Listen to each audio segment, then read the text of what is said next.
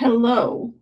So odds are with the 10% wage subsidy that's automatically being calculated and taken care of by Wagepoint, you may find that your push from Wagepoint into Xero, your payroll clearing account is not totally zeroing out.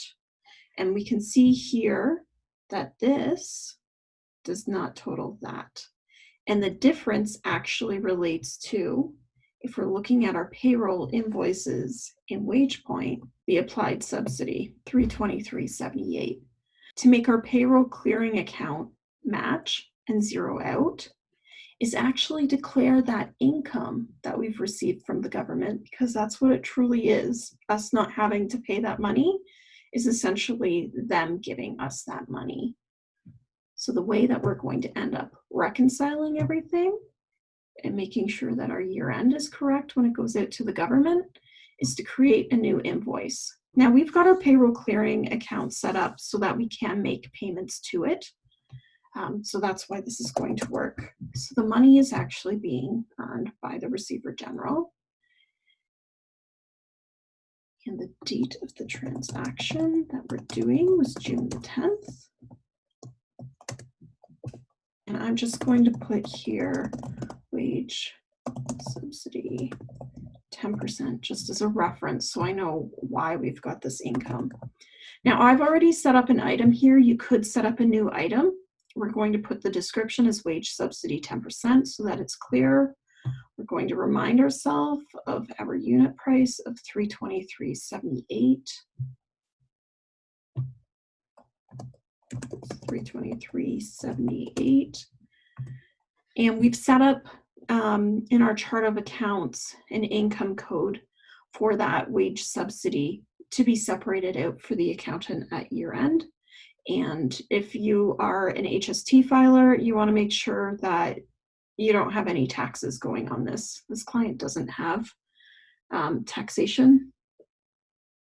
So we're not really worried about it here in this example. So I'm going to go ahead and hit approve on that, knowing that it's the right amount. It's going to wage subsidy income. And now I'm going to mark it paid on the same day. And this was paid through my payroll clearing account. So now that I do that,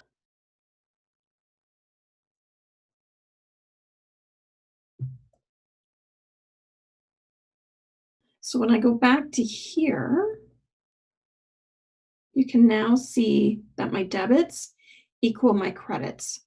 Now I'm still out because I have other transactions that have been pushed where we haven't put the subsidy in yet. So we're going to go through and clean that up. So eventually this closing balance will be zero because it's the same as my opening balance right now. But for this one payroll transaction that I've limited us to by the date, just for the sake of clarity, I can see that my debits now equal my credits and I balance. And I also match that of what I have for a wage subsidy. Now, an added step for protection and clarity is you can actually go into this invoice and attach a copy of the Wagepoint invoice. And all you have to do is take a PDF from Wagepoint. So you just click on your PDF button up here. It pulls it up. You can save it somewhere.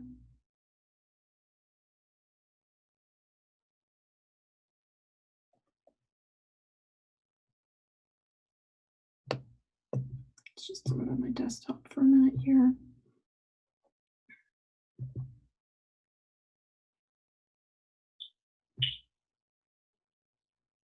So now for my desktop folder, I can just drag that file directly in and it's attached. I can click here and see exactly when I scroll down on this, where I've gotten this number from. So there's no questions.